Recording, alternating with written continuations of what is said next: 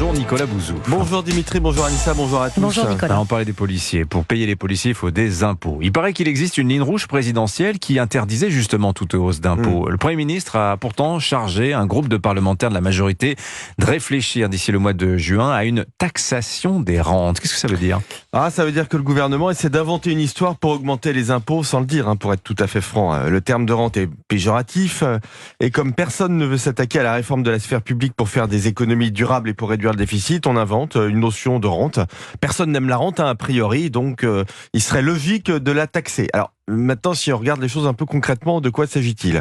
Si vous prenez le dictionnaire, une rente, c'est un revenu régulier attaché à une propriété ou à une épargne. Donc, ça peut être par exemple les intérêts d'un livret A. Ce sont des intérêts fixes. Ça peut être les loyers d'un revenu locatif aussi.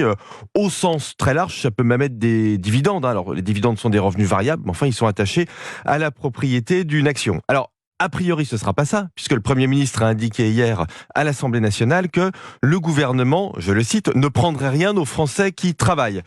Du coup, est-ce que le gouvernement considère que la retraite est une rente ? J'en sais rien, je ne pense pas.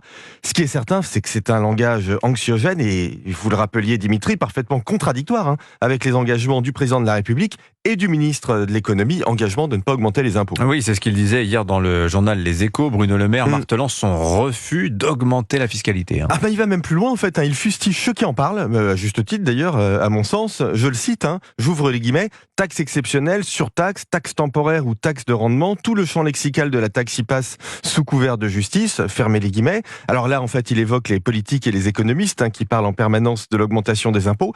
Plus loin dans l'article, il nous gratifie d'une excellente formule, je rouvre les guillemets, ouvrir le débat facile des impôts, c'est refermer le débat difficile de la réduction des dépenses publiques. Fermez les guillemets.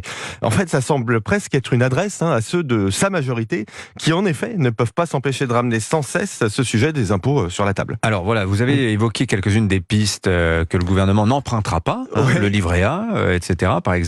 Mais alors, ça pourrait être taxé quelle rente ? De quoi on parle ? Alors, on parle d'une surtaxe sur les énergéticiens, sur les autoroutes, sur les laboratoires pharmaceutiques. Alors, très honnêtement, je ne savais pas que les laboratoires pharmaceutiques étaient des rentiers. En fait, c'est même très exactement l'inverse. Je vous donne un chiffre. Quand un laboratoire pharmaceutique fait de la recherche et développement, sur 10 000 molécules étudiées, vous en avez une seule qui deviendra un médicament. Le taux d'échec de la recherche des labos pharmaceutiques est donc de 9 999 sur 10 000. Je pense pas que ce soit des rentiers. Il faut arrêter avec les idées anxiogènes qui sont mauvaises pour notre attractivité et des termes comme rente qui ne veulent rien dire et qui affolent tout le monde. Signature Europe 1, Nicolas Bouzou. Merci Nicolas. Merci.